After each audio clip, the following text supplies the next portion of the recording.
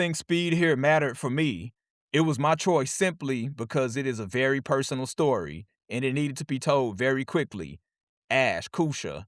Dreams of Violets is widely recognized as the first fully AI-generated feature film accepted into the Tribeca Film Festival, where it will premiere on June 10th, 2026. Since the announcement, fierce debate has erupted across Hollywood, the technology sector, and social media. Some view the film as a groundbreaking achievement. Others see it as the beginning of a dangerous disruption that could fundamentally change how movies are made. But is the outrage justified, or is it a fear of a new technology that threatens a long established industry? More importantly, if a feature length film can be made for just $2,000, what happens to an industry built on a budget that routinely exceeds $100 million? Bold opinions, real evidence, lasting impact. This is Rod's Scholarly Opinion. I am your host, Rodney McNeil, where we break down the real issues shaping our world through a lens that is opinionated, yet grounded in credible evidence and critical thought. The story behind the film. The fully AI-generated docudrama Dreams of Violets follows five strangers attempting to survive the violent suppression of protests in Tehran, Iran. Across 75 minutes, the film dramatizes a government crackdown on civilians and explores themes of fear, resistance, loss, and survival. But perhaps the most powerful explanation of the film comes directly from its creator. As Ash Koosha explained, the film exists because the dead deserve to be witnessed and because the families inside Iran who cannot speak deserve someone outside who refuses to forget. The quote raises an important question. Why was this story so urgent that Koosha turned to artificial intelligence to tell it? To answer that, we first need to understand the events that inspired the film, the real world crisis. For decades, many Iranian citizens have pushed for political reform and stronger protections of human rights. Over time, frustrations surrounding economic instability, inflation, environmental challenges, and political restrictions continue to grow. By late 2025, locals' hostility continued to boil into their frustration, and disapproval of their undignified living conditions exploded into protests. What began as localized demonstrations quickly expanded across the country, eventually involving all 31 provinces. According to reports cited by the filmmakers, tensions escalated dramatically early in January 2026. Security forces were deployed throughout major cities. Internet access was restricted. Curfews were imposed. Thousands of protesters were killed, and large numbers were reportedly arrested.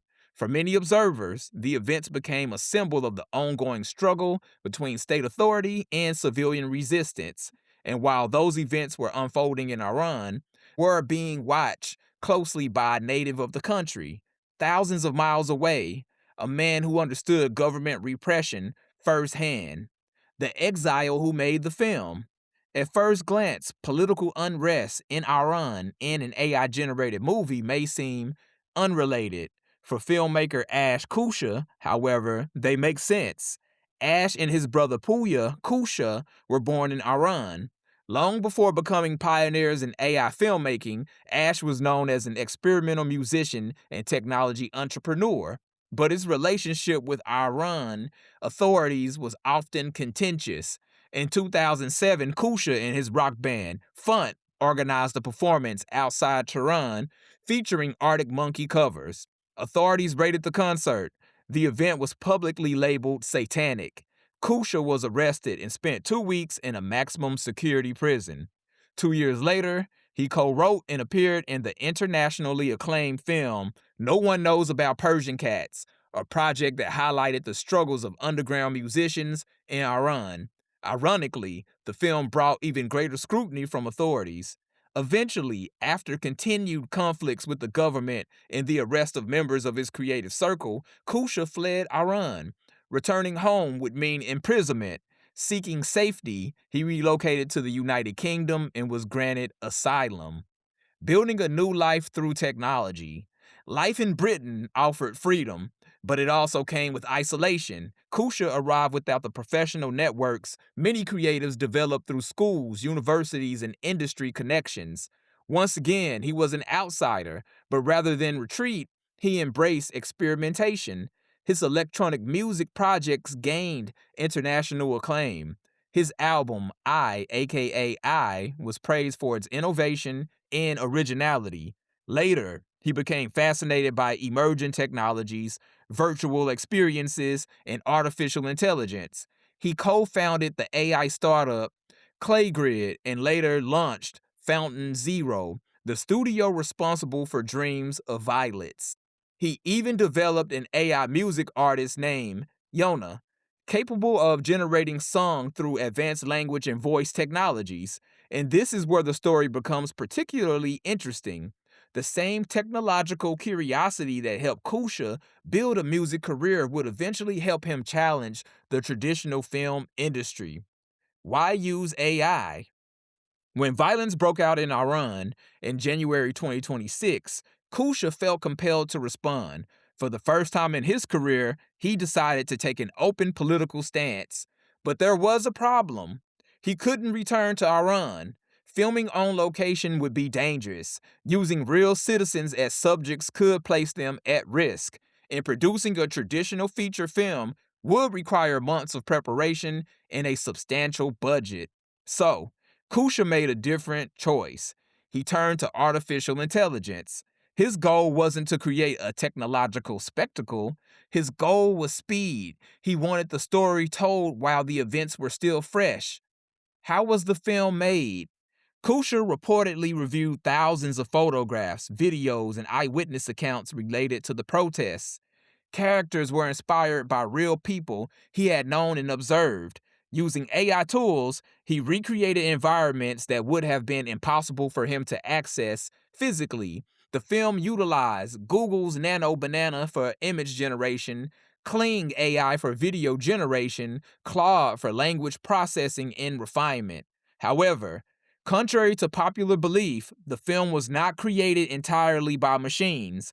Koosha wrote the screenplay, he voiced every character, he developed the story structure, he shaped the editing, he made the creative decisions. AI generated images and video, but the human vision remained his. The entire project reportedly took roughly 2 months to complete and cost $2,000. And that is where the controversy begins. Because if Koosha can create a feature film in 2 months for $2,000, what exactly is Hollywood spending hundreds of millions of dollars on? Why Hollywood is concerned? Many people in the film industry see Dreams of Violets as more than a movie. They see it as a challenge to the economic foundation of filmmaking itself. Consider a traditional studio production. A major film may require producers, directors, actors, cinematographers, editors, sound engineers, lighting crews, makeup artists, stunt coordinators. Then there are equipment costs, cameras, lenses, lighting rigs, sound systems, drones, motion control technology. Then come production expenses, construction, permits, security, insurance, transportation.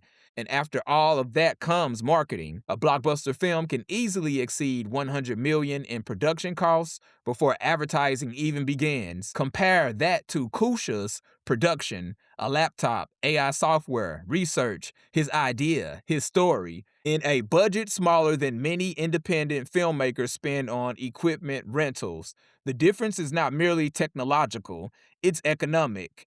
The fear behind the debate: Hollywood concerns extend beyond budgets. There are legitimate concerns about labor. Actors worry about digital replicas replacing human performances. Writers worry about AI-generated scripts reducing creative opportunities. Artists and designers worry about automation replacing the years of specialized expertise. Then there are legal concerns. Who owns an AI-generated performance? Who owns a face, a voice, a likeness? Can a company train an AI system on creative works without permission? And perhaps the biggest question of all, if a handful of technology companies control the tools used to create films, who ultimately controls the future of storytelling? My perspective: And that brings me to the question I kept asking throughout this research. If filmmaking suddenly becomes 100 times cheaper, what happens to the institutions that have controlled filmmaking for the last century? I believe there is an ethical intersection between innovation and art. Human expression will always matter. What may change is the method of delivery. Artificial intelligence is ultimately a tool, like the camera, like digital editing, like CGI, like the internet. In the hands of independent filmmakers, these tools lower barriers that once seemed impossible to overcome. Tedious tasks are made simpler and more efficient. Small teams of artists who are not afraid to experiment with new technologies can possibly produce studio quality work on a micro budget. Imagine not having to hire actors, obtaining a license for a location, or scrapping footage because directors quit or decided to go in another direction. A small team with creativity and determination can now produce work that previously required enormous budgets and infrastructure. That does not mean every concern disappears. Of course not. The philosophical debate of creative authenticity will arise when using such tools. Can machine generated art possess the same cultural or emotional value as art expressed through human struggle, skill, and lived experience? Can machine generated characters carry the same emotional weight as human performances? I cannot expect generated characters to make you feel the anger, desperation, and vulnerability of Denzel Washington's most famous line on the movie Training Day: King Kong ain't got nothing on me. And of course, I edited one explicative out of the line. Or Tom Hanks and Helen Hunt as Jack and Kelly exchanging their desires for one another in a tug of war struggle to say goodbye or ride off into the night. Can it recreate the emotional chemistry audiences feel from great actors sharing a scene? I don't think AI can achieve that. These actors have unique mannerisms, voices, and emotional cues the audience involuntarily responds to. This is where people watching these productions might differ. There could be a group that prefers to watch real people in action versus automated characters who lack emotional depth in responses, and that is why traditional actors and filmmakers remain valuable. But it is also unrealistic to expect every aspiring creator to have access to Hollywood level budgets and talent. Only Brad Pitt can deliver grit and charm in the way he does it, but it costs $30 million to hire him. That is where AI changes the equation. The bigger disruption, whether you view AI as a creative revolution or an existential threat, one thing is undeniable: the barrier to filmmaking is falling. The question is no longer whether artificial intelligence can make movies. We know the answer. It can. The real question is what happens when anyone with a compelling story, a laptop, and a few $1,000s can compete with an industry built on hundreds of millions of dollars. Perhaps that is why Dreams of Violets matter. Not because it proves AI can replace filmmakers, but because it proves that storytelling is becoming more accessible than ever before. As Koosha himself admitted, I am not certain that this is the right form for this story. I am certain that this story needed a form, and this is the form that was available to me. And perhaps that is the conversation Hollywood cannot afford to ignore. Let me know what you think in the comments and share this episode with someone who might relate to the discussion. This has been another episode of Rod's Scholarly Opinion, where we challenge perspectives, demand evidence, and speak on what truly matters. I am Rodney McNeil. Stay informed, stay critical, and I will catch you on the next one.